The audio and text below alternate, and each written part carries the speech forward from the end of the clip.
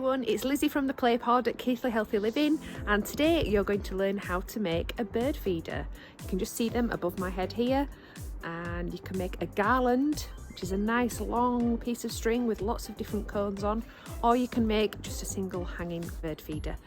You have got lots of things in your activity pack to choose from, so let's have a look at the first activity.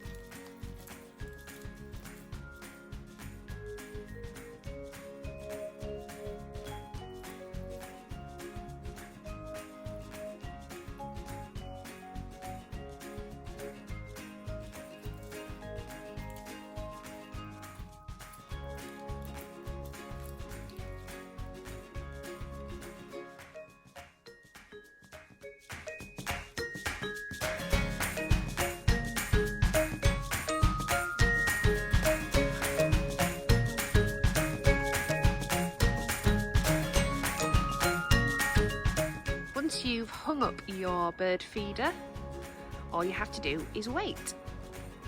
Wait for some birds to come and say hello and start enjoying their yummy treats that you've made for them.